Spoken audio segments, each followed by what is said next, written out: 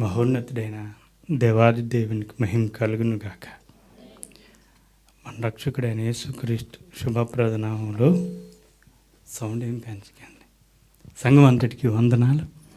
ప్రభు ఈ శ్రేష్టమైన దినాన్ని తన స్వరక్తం ఇచ్చి సంపాదించుకుని తన ఆత్మను మనకిచ్చి తన ఆశీర్వాదాన్ని మనకిస్తున్న ఈ పరిశుద్ధ స్థలంలో ప్రభుని స్తుతించుట, ప్రభు మనకిచ్చిన భాగ్యం. దేవునికి స్తోత్రం కలుగును గాక. హల్లెలూయా. అధ్యక్షులుగా నడిపిస్తున్న దైవజనులు, సంఘాపరులు సోమరాజయ్య గారికి వందనాలు. నా వెనుకున్నటువంటి మరి దైవజనులు లాజరస్ గారికి, అలాగే కూడి వచ్చిన మీకు అందరికీ, సంఘ పెద్దలకు, యవనులకు, స్త్రీల సమాజం వారికి, తమ్ముళ్ళు ఆర్కెస్ట్రా వాళ్ళకి వందనాలు తెలియపరుస్తానని అందరికీ వందనాలండి. హల్లెలూయా. ప్రత్యేకంగా నన్ను ఆహ్వానించిన మా సహోదరి మేరీ గారికి, చక్కటి అల్లుడు రాబిన్, చక్కటి కుమార్తె హెలూద్, ప్రభు జ్ఞాపకం చేసుకుని ప్రభు ఐక్యపరిచి చక్కటి కుటుంబంగా వారిని కలిపిన రీతిని బట్టి ప్రభువుని ఎంతగానో స్తుతించబద్దులమై ఉన్నాం. ప్రభు ఆ యవన బిడ్డలను ఆయన కొరకు గొప్ప సాక్షులుగాను, ఫలభరితులుగాను, ఆదర్శ ప్రియులుగాను ప్రభు వారిని దీవించును గాక. హల్లెలూయా. హల్లెలూయా. పరిశుద్ధ గ్రంథం నుండి ఎఫెసీ పత్రిక ఒక వచనమే ఈ చెప్పుకుంటాం. 5వ అధ్యాయం 22వ వచనం చదవండి ఒకసారి. స్త్రీలారా, ఎఫెసీ పత్రిక 5వ అధ్యాయం 22. స్త్రీలారా, ప్రభునకు వలె మీ సొంత పురుషులకు లోబలియుండి, క్రీస్తు సంఘమునకు శిరస్సయ్యున్నలాగున పురుషుడు శిరస్సై ఉన్నాడు. క్రీస్తే చాలండి, క్రీస్తే శరీరమునకు రక్షకుడై ఉన్నాడు. దేవుడి పరిశుద్ధ వాక్యమును మన వెనుకట్లో దీవించునుగాక. మహోన్నతుడ స్తుతులకు పాత్ర నీకు వందనాలు. ఈ శ్రేష్టమైన స్థలంలో నీ అతి శ్రేష్టమైన మృదుమధురమైన మాటలతో ఆకలిగున్న ఆత్మలుగున్న మాకు ఆత్మీయ ఆహారంతో తృప్తిపరిచి నా నోటి మాట నా హృదయాన్ని దృష్టికి అనుకూలపరచమని యేసు శ్రేష్ఠ నామమున అడుగుచున్నాం ప్రియ పరమ తండ్రి. ఆమేన్. ప్రత్యేకంగా మీ అందరికీ వందనాలు. వివాహము అనబడింది మనిషి జీవితంలో అత్యంత శ్రేష్టమైనది, అత్యంత ఘనమైనది, అత్యంత విలువైనది. ఈ 3 పదాలు వివాహానికంటే మించినది మరొకటి లేదు. ఏదైనా వివాహం తర్వాతే ఆ ఘనత, ఆ విలువ, ఆ గొప్పతనం దేనికి ప్రభు ఇచ్చాడు అంటే వివాహానికి ఇచ్చాడు. దేవుడు వివాహం సగమే జరిపించాడు, ఇంకా సగం మిగిలిపోయింది. ఏదంటే మొట్టమొదటిది ఏదేను వనములో వివాహం చేశాడు, తర్వాత భూమి మీద మనకు వివాహం చేస్తూ ఉన్నాడు. ఇక 3వది మిగిలిపోయింది ఏంటంటే మళ్ళీ తిరిగి మధ్య ఆకాశంలో సంఘం అనే స్త్రీ వధువు ద్వారా వరుడైన యేసు అక్కడ వివాహం ఆడనన్నాడు. అది ఇక్కడ కాదు, అది ఎక్కడ? మధ్యాకాశంలో. అయితే ఈ వివాహంలో చక్కటి మాట మనకు వర్తించే. స్త్రీలారా, ప్రభువునకు వలె మీ సొంత పురుషులకు, చక్కగా రాశాడండి. గ్రేట్ వర్డ్ అనమాట. ఆ 2 అక్షరాలు పెట్టకపోతే తేడా వచ్చేసింది. సొంత పురుషుడు అనకపోతే తేడా వచ్చేసింది. మీరు నవ్వుతున్నారు కానీ చాలా ప్రమాదం ఇది. స్త్రీలారా, పురుషునికి లోబడి అనలేదు, పర్ఫెక్ట్గా అలా సూటబుల్ అలా అమర్చాడు. సొంత పురుషునకు లోబడి ఉండుడి అన్నారు. అయితే సొంత పురుషుడికి లోబడి ఉండాలి. సంఘము అనే వధువుకి సొంత పురుషుడు అనగా వరుడైన క్రీస్తు. స్తోత్రం కలిగిన గాక. ఆ సొంత పురుషుడైన యేసుకు మాత్రమే లోబడి ఉండాలి. లేకపోతే మధ్యలో సొంత తప్పింది ఎట్టి సైతాన్ని వచ్చేస్తాడు, నేను పురుషుడిని అంటాడు. You got this point. కాబట్టి మన సొంత పురుషుడైనటువంటి యేసుకు మాత్రమే లోబడి ఉండాలి. హల్లెలూయా. రెండవది ఏంటంటే యేసే క్రీస్తు అని మనం ఒప్పుకోవాలి. ఇక్కడి నుంచి టాపిక్ డైవర్ట్ చేస్తున్నాను. అయ్యగారు నాకు ఎక్కడికో వెళ్ళమని చెప్పారు. కాబట్టి యేసే క్రీస్తు అని ఒప్పుకోవాలి. మీరు బాగా అర్థం చేసుకోండి. ఏమని ఒప్పుకోవాలి? మళ్ళీ చెప్పండి, ఏమని ఒప్పుకోవాలి? యేసే క్రీస్తు అని ఒప్పుకోవాలి. అయితే యేసే క్రీస్తు అని ఎవరైతే ఒప్పుకోరో వారు దురాత్మ సంబంధులని యోహాను పత్రికలో రాశాడు. యేసే క్రీస్తని ఎవరైతే ఒప్పుకొనరో ఎవరి సంబంధులు మాట్లాడట్లేదు. నేను మీకేం కొత్త, మీరు మాట్లాడకపోతే నాకు కొత్త. అర్థమైంది కదా? ఎవరైనా నిద్రపోతున్నారు అనుకో ఇబ్బందిగా ఉంటుంది, ఎందుకంటే నేను నిద్రపోతే బాగుంది స్టేజ్ మీద అనుకుంటున్నప్పుడు. యేసే క్రీస్తుని ఒప్పుకోవాలన్నమాట. ఒప్పుకోకపోతే అది పరిశుద్ధ సంబంధమైంది, పరిశుద్ధాత్మ సంబంధమైంది, క్రీస్తు సంఘమైన వారం కాదు. ఎందుకు ఈ మాట చెప్తున్నానంటే క్రీస్తులు నామకరణం ఎన్ని రకాలు, మళ్ళీ చెప్తున్నాను, క్రీస్తులు ఎన్ని రకాలు? మీకు క్రొత్తగా ఉంటుంది, పర్వాలేదు చెప్పండి, ఎన్ని రకాలు కనబడుతుంది కదా, ఎన్ని రకాలు? ఏంటో చెప్తున్నాను చూడండి. మన కొరకు పరలోకం నుండి శరీరధారిగా దిగి మన కొరకు శ్రమపడి మన కొరకు రక్తాన్ని కార్చి మన కొరకు సిలువ యాగమై మన కొరకు మరణించి సమాధి చేయబడిన ప్రభువు ఆయనే మనకు క్రీస్తు. అది మొదటివాడు. ఎవరైనా మన కొరకు శరీరధారిగా దిగివచ్చి మన కొరకు శ్రమపడి రక్షణ మనకిచ్చి రక్తాన్ని కార్చి మరణించి గాయపరచబడి అన్నీ చేయబడి మనకు నిత్య జీవాన్ని ఇచ్చిన ప్రభువు మనకు క్రీస్తు. ఆయనే క్రీస్తు. అది మొదటివాడు. రెండవవాడు ఎవరు తెలుసా? ఎవరైనా వచ్చి ఇలా కూర్చున్నప్పుడు నేనే క్రీస్తునని ప్రకటించుకున్నవాళ్ళు. రెండవది ఎవరో చెప్పండి? మొదటిది మన కొరకు వచ్చిన యేసు. రెండవది ఎవరో చెప్పండి? వాళ్ళే నేనే క్రీస్తునని ప్రకటించుకున్నవాళ్ళు. క్రీస్తులు కాదు. ఇప్పటికి 50,000 మంది ఉన్నారు. ఏమని ప్రకటించుకున్నారు? నేనే క్రీస్తుని. మూడవది ఉంటుంది, వాళ్ళు ఎవరంటే ఎవరో ఒకరు వచ్చి ఈయన క్రీస్తు అని ప్రకటింపబడినవారు. ఈ మాటను అర్థం చేసుకోండి దయచేసి. ఎవరో వచ్చి ఈయన క్రీస్తు, తనకు తానుగా క్రీస్తునని ప్రకటించుకోలేదు, ఎవరో వచ్చి ఈయన క్రీస్తు అని ప్రకటించుకున్నవాడు. నాలుగవది ఏంటి తెలుసా? అబద్ధ క్రీస్తు. నాలుగోది ఎవరు? ఆయన జననమే తేడా. తెస్సలోనిక పత్రిక 2వ ఉత్తరంలో ఉంటుంది అన్నమాట. ఆయన జననమే తేడా. కొద్దిగా జననం ఎలా ఉంటుందంటే ఒక్క వాళ్ళు ఉపయోగిస్తాను, క్లోనింగ్ ద్వారా పుడతాడనమాట. దేని ద్వారా చెప్పండి, ఆ మాట అనండి. క్లోనింగ్ ద్వారా. అంటే 1995లో వచ్చింది క్లోనింగ్ అని. డాలీ అనే గొర్రెని తయారు చేశారు. ఆ సూత్రంలో ఆ ప్రపంచ దేశాలన్నీ హ్యూమన్ క్లోనింగ్ చేయము అని సంతకం పెట్టారు, కానీ ఒక్క దేశం రష్యా ఒకటే హ్యూమన్ క్లోనింగ్ చెయ్యము అని సంతకం పెట్టలేదు. అది ఒక్క దేశమే పెట్టలేదు ప్రపంచంలో. హ్యూమన్ క్లోనింగ్ మేము చెయ్యము అని పెట్టలేదు ప్రపంచానికి. అదొక్కటే, రష్యా ఒకటే పెట్టలేదు. ఆ క్లోనింగ్ ద్వారా రష్యాలో ఉన్న వ్యక్తి ద్వారా వస్తాడు ఎవరు? క్రీస్తు విరోధి. క్రీస్తులు ఎంతమంది చెప్పండి? మొదటిది చెప్పండి, మన ప్రభువు. ఎవరు చెప్పండి? రెండవది చెప్పండి, స్వయం ప్రకటిత క్రీస్తులు. మూడవది చెప్పండి, ఎవరో ప్రకటించిన క్రీస్తు. మూడవది క్రీస్తు విరోధి. మీకు అర్థమైంది కదా? 4 రకాల్లో ప్రభువు మన కొరకు ప్రాణం పెట్టి మన కొరకు రక్తాన్ని కార్చి మన కొరకు శరీరధారిగా దిగి వచ్చిన ప్రభువే మనకు క్రీస్తు. ఆయనే భర్త. స్తోత్రం కలుగును గాక. అయితే క్రీస్తు శకం ఇస్ నాట్ క్రీస్తు పూర్వం. క్రీస్తు శకం 132వ సంవత్సరం. మీరు బాగా అర్థం చేసుకోండి. క్రీస్తు శకం 132వ సంవత్సరంలో యెరూషలేములో ఒక విచిత్రమైన విషయం జరిగింది. ఆయనకి క్రీస్తుకి సంబంధం ఏంటి అని అడగొచ్చు, అక్కడికి వస్తున్నాను. ఒక విచిత్రమైన విషయం జరిగింది.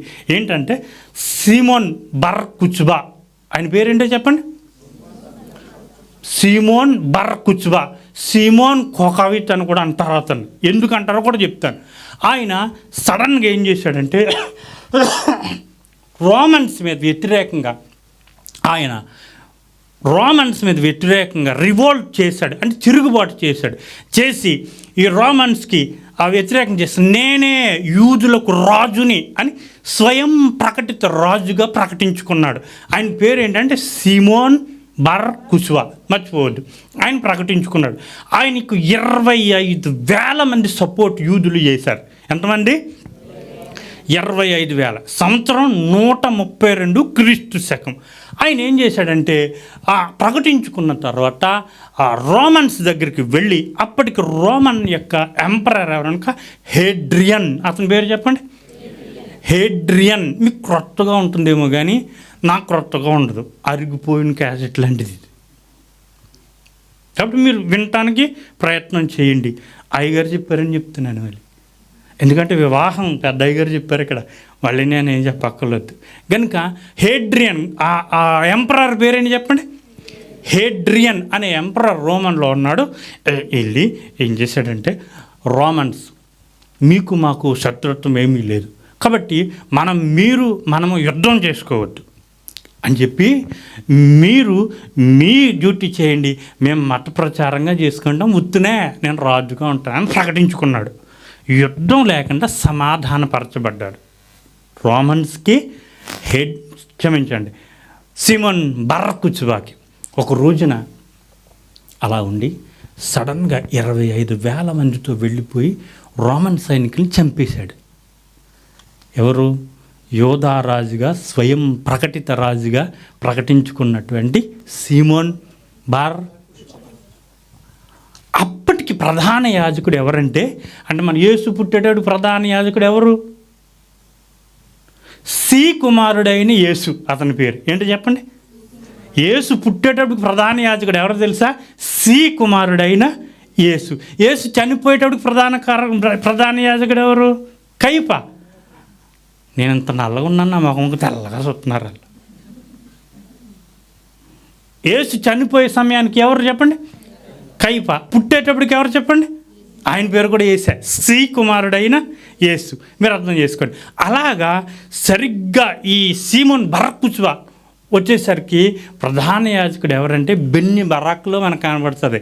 ఏంటి అంటే రబ్బీ అక్కీవా. అతని పేరేంటి చెప్పండి? పేరు ఎప్పుడైనా విన్నారా మీరు? రబ్బీ అక్కీవా. రబ్బీ అక్కీవా అనే ప్రధాన యాజకుడు ఏం చేశాడంటే, ఇప్పుడు ఇందాక క్రీస్తులు ఎంతమని చెప్పాను, అందులో 3వ వాటాకు వచ్చాడు. ఏంటో తెలుసా? ఈయన ఎప్పుడైతే రోమన్స్ మీద యుద్ధం చేశాడో, యోధా మత చట్ట ప్రకారం అధికారపూర్వకంగా ఏం చేశాడు అంటే, ఆయన ప్రధాన యాజకుని హోదాలో మనం ఎదురు చూస్తున్న మెస్సయా ఈయనే క్రీస్తు అని ప్రకటించేశాడు. ఎవరిని? సీమోన్ బరకుచువా. ఈయనే క్రీస్తు, ఇంకెవ్వరి కొరకు మనం చూడక్కర్లేదు అని చెప్పి, ఇప్పుడు మనకు యాకోబులో నక్షత్రం ఎక్కడో చదివినట్టుంది కదా, సంఖ్యాకాండంలోని కదా, సంఖ్యాకాండం 27:14 ఎక్కడో ఉంటుంది. ఏంటిది? యాకోబులో నక్షత్రము.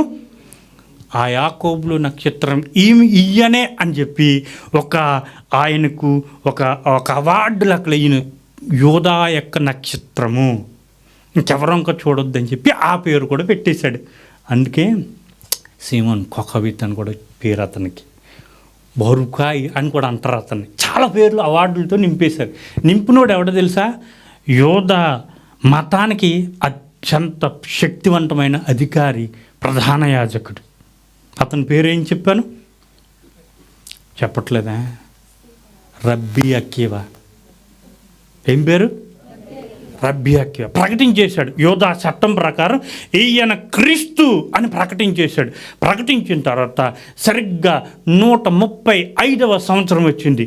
హేడ్రియన్కి కోపం వచ్చి అక్కడ నుండి 1000 రోమన్ సైన్యాన్ని పంపేసి 1 సంవత్సరంలో మొత్తం అందరినీ లేపేశాడు. ఎవరిని? ఈ రబ్బీ అక్కీవా సంబంధించినట్లయితే సీమోన్ బరకుచువాకు సంబంధించినటువంటి ప్రతి వ్యక్తిని చంపించేశాడు. చంపేయటానికి చెట్లు సరిపోలేదు ఉరేయటానికి. యోదయాలో ప్రతి వ్యక్తిని ఉరి తీసేశాడు, చెట్లు సరిపోనట్టుగా చంపేశాడు.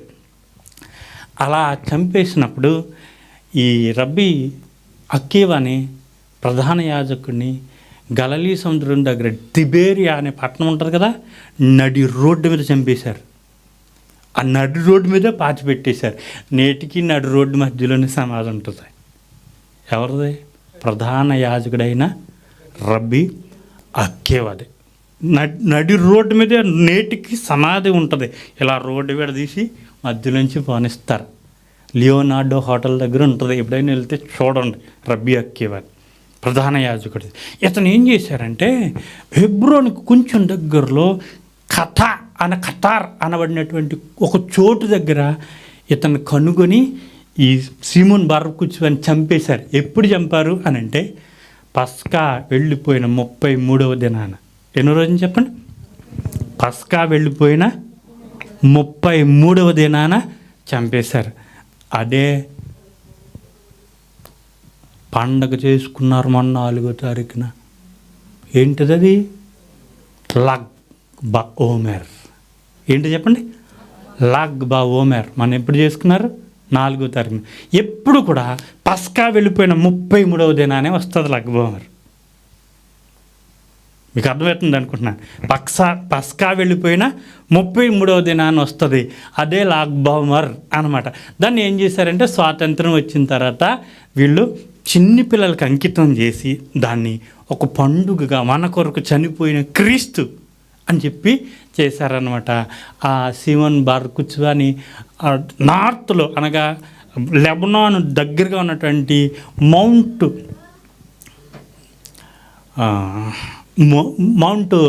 మొరేన్ అని చెప్పి ఒక మౌంట్ ఉంటుంది. అక్కడ సమాధి చేశారు. దత్తీలందరూ వెళ్ళి అక్కడ ప్రార్థనలు చేస్తూ ఉంటారు అనమాట. ఎక్కడంటే గలిలియో ఉన్నటువంటి ఆ చోట్ల. మీకు విచిత్రమైన విషయం చెప్తున్నానే, యేసే క్రీస్తు అని చెప్పి ఎందుకు మనం నమ్మాలి అనే విషయానికి వస్తే ఇప్పుడు చెప్పినవన్నీ చెప్పడం జరిగిందనమాట. అటు విధంగానే ఈయన మాత్రమే మన కొరకు ప్రాణం పెట్టిన మెస్సియా మాత్రమే. యూదులు యేసయ్యను ఎందుకు క్రీస్తుగా అంగీకరించరంటే ఆల్రెడీ ఒక వ్యక్తిని క్రీస్తుగా అంగీకరించేశారు. అతని పేరేంటో చెప్పాలి. మౌంట్ మేరోన్ దగ్గర ఆయనను సమాధి చేశారు. అతని పేరేంటో చెప్పండి. రబ్బీ ఆయన పేరేంటో తెలుసా? Simon Bar Kokhba. యూదులకు క్రీస్తు ఎవరో చెప్పండి? Simon Bar Kokhba. క్రీస్తు అని యేసుని అంగీకరించరు. ఆయనకు సంఖ్యాకాండంలో ఉన్న ప్రవచనాన్ని అక్కడ పెట్టి నేటికి ఆయనే క్రీస్తు మళ్ళీ వస్తాడు అని చెప్పి ఆరాధిస్తారు. అతన్ని జ్ఞాపకం చేసుకుంటంలోనే మొన్న చేసిన పండుగ లగ్ బా ఓమెర్. ఇదండి అయ్యగారు చెప్పింది. కాబట్టి మన పురుషుడు ఎవరో చెప్పండి? మన ప్రభువు మాత్రమే. స్త్రీలారా మీరు సొంత పురుషులకు లోబడి ఉండాలి. మనం ఎవరికి లోబడి ఉండాలి అంటే మన ప్రభువుకు మాత్రమే లోబడి ఉండాలి. ఒక ప్రశ్న, టైం అయిపోయింది, ముగిస్తాను. 2 నిమిషాలే విత్ యువర్ పర్మిషన్. ఓకే, ఒక ప్రశ్న. మీలో ఎవరికైనా ఇది ఎప్పుడైనా విన్నారా, చూసారో మీరు అర్థం చేసుకోండి. కోడల్ని చూసుకుని వినండి అమ్మ, కోడల్ని చూసుకుని కూతురుని దూరం పెట్టిన అత్తగారు ఎప్పుడైనా చూసారా?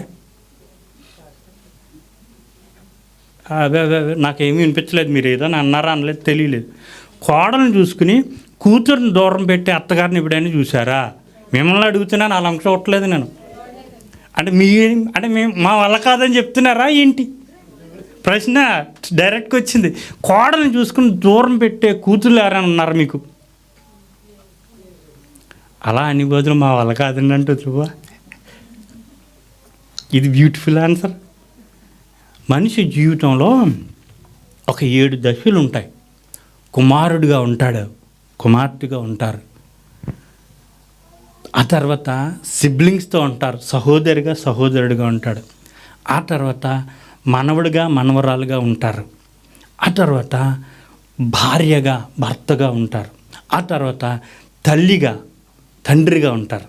ఆ తర్వాత తాతగా నానమ్మ అమ్మమ్మగా ఉంటారు.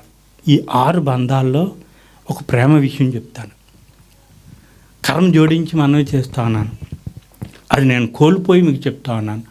మన తల్లిదండ్రులు మనకు ఉండగా నా కుమారుడు వంటి కుమారుడు వేరొకరికి ఉండాలి అని ఏ తల్లిదండ్రులైనా అనుకునే కుమారుడిగా మనం బ్రతకాలి. ఇంతకుముందు బ్రతకకపోతే పర్వాలేదు, ఇప్పుడైనా సరే నా కుమారుడు వంటి ఆదర్శప్రాయమైన కుమారుడు ప్రతి ఒక్కరికి ఉండాలి అని ప్రతి తల్లిదండ్రులు అనుకోవాలి. హంతకుని కూడా తల్లిదండ్రులు ప్రేమిస్తారు. కానీ దేవుని కొరకు రక్షణ పొంది యవ్వన ప్రాయంలో పరిచర్య చేస్తూ దేవుని కొరకు అవమానాలు పడుచున్న కుమారుడిని చూచి తల్లిదండ్రులు పరలోక ఆనందాన్ని పొందుతారు. కుమార్తె అయినా అంతే. నేనేం చెప్తా ఉన్నానంటే, నీవు ఒక కుమార్తెగా, నీవు ఆదర్శప్రాయమైన కుమార్తెగా మన తల్లిదండ్రులకు మనం ఉన్నామా? నేను కోల్పోయే చెప్తున్నాను, ఈ మాట సిగ్గుపడకుండా చెప్తున్నాను. మన తల్లిదండ్రులు నువ్వు నా కడుపుని చెడపుట్టావురా అన్నారనుకోండి, అది ఎంతో అవమానకరం. నా వంటి కుమారుడు అనేక మందికి ఉండాలి అని అనుకున్నాం అనుకోండి, ఆ బాధ్యత ఇదివరకు చేయకపోతే ఇప్పుడు మనం చేయాలి. కుమార్తెలు మనం చేయాలి. రెండవది, ఒక తండ్రిగా నువ్వుండి ఇటువంటి తండ్రి నాకు ఉండటం వల్ల నేను అవమానకరంగా ఉన్నానని మన తల్లిదండ్రులు అనుకోకూడదు. నా తల్లి ప్రవర్తన వల్ల నేను ముఖం ఎత్తుకొనలేకపోతున్నాను అని మన బిడ్డలు అనకూడదు. నా తల్లి వంటి తల్లిదండ్రులు వాళ్ళు ఏం చేసినా సరే బిడ్డలు కొంతమంది ఇష్టపడతారు. అయినా యథార్థ పరిస్థితులు మన తల్లిదండ్రులుగా మనం ఉండాలి. మూడవది, నువ్వు పెళ్లి చేసుకుని యథార్థమైనటువంటి భర్తగా, యథార్థమైన భార్యగా, ఎస్ ఈ భార్య నేను కలిగి ఉండాలి, ప్రభు నాకు ఇచ్చాడు, ఈ భర్తను నేను పొందుకుండాలి, ప్రభు నాకు ఇచ్చాడు అని సాక్షిగా నీకు నీవుగా ఉండగలగాలి. ఉండలేను కాదు, ఉండగలగాలి. అది పరిశుద్ధ వివాహం. మూడవదిగా చెప్తాను, మనం మన బిడ్డలకు మన తల్లిదండ్రులుగా యథార్థమైన స్థితిలో మనం ఉండాలి. ఉండకపోతే ఇక పర్వాలేదు, ఇప్పుడైనా ఉందాం. ఒక ఊరికి వెళ్తే ఆ ఇంటి అల్లుడు మన గ్రామానికి అవమానం తెస్తా అన్నాడు, తాగేసి బూతులు తిట్టి అలాగా ఆ కుటుంబాన్ని నాశనం చేసి మన ఊరు పోగొడుతున్నాడు. ఎవరైనా అల్లుడు ఇంటికి వస్తే ఆ ఊరు కలత చెందేటువంటి అల్లుడుగా ఎవరైనా ఉన్నారా? ఇదివరకు కూడా ఉండి ఉన్నారా? ఇక వద్దు. నిన్ను చూచి నీ అత్తవారిల్లు సంతోషించాలి. నీ కోడలుగా నీ కుమార్తె ఒక ఇంటికి వెళ్ళిందంటే గయ్యాలి కోడలు కాదు. నీ కుమార్తె ఎలా ఉండాలంటే ఆదర్శ ప్రియమైన కోడలుగా ఉండాలి. ఏ బాధ్యత నెరవేర్చకుండా అవమానకరంగా మనం మన జీవిత దశలను, ఒక కుమారుడిగా అన్క్వాలిఫైడ్, ఒక తండ్రిగా అన్క్వాలిఫైడ్, ఒక అల్లుడుగా అన్క్వాలిఫైడ్, ఆ తాతగా ఇలా ఈ రిలేషన్ అంతా కూడా అవమానకరమేనా? ఇంకా మారమా మన జీవితం మారదా? నేను అప్పుడు మారినప్పుడే కోడలను చూసుకుని కుమార్తె దూరం పెట్టి అత్తగారు మనమే తయారు చేసుకోవాలి. చివరి మాట, ఏ తల్లి కుమార్తె పుట్టిన తర్వాత తండ్రిని హత్తుకుని ఒక ఎఫెక్షన్లో ఉంటారు. కుమార్తె తండ్రి. నువ్వెవరు కుమార్తె అంటే మా నాన్న కుమార్తెని అంటది. ఒప్పుకుంటామా? ఒప్పుకోమా? పెళ్ళైన తర్వాత అలామ్మ కుమార్తె అయిపోద్ది. ఎందుకని? పిల్ల తిన్నావంటే అంట ఫోన్ చేసి, అల్లుడి గారు ఎంత ఇచ్చారా, తేలేదా అనేటప్పటికి ఇంక వాళ్ళంతే అన్నామంటే వాళ్ళ జీవితంలో ఎవరు పెట్టారు చిచ్చు? అంతవరకు తండ్రితో ఉన్నది, ఆ మాటలన్నీ తల్లికి వచ్చేస్తాయి. తన బాధలన్నీ తండ్రితో పెళ్ళి కాని వరకు ఉన్నది, పెళ్ళైన తర్వాత తండ్రితో చెప్పుకున్నది, పెళ్ళైన తర్వాత ఎవరికి వచ్చేద్ది? తల్లికి వచ్చేద్ది. అంటే ట్రాన్స్ఫర్ ఎక్కడికి వచ్చేసింది? తల్లికి. కాదమ్మా, ప్రభు 2 చేతులు పెట్టి వాళ్ళని ఐక్యపరిచాడు మధ్యలో ఉండి. ప్రభు ఉన్నాడు వారి మధ్యలో. నువ్వు ఉండక్కర్లేదు. ఎవరు ఉండక్కర్లేదు? ఉండక్కర్లేదు వారి మధ్యలో. కనుక మన జీవిత దశలో ప్రతి దశలోనూ మనం ఆదర్శప్రాయంగానే ఉండాలి.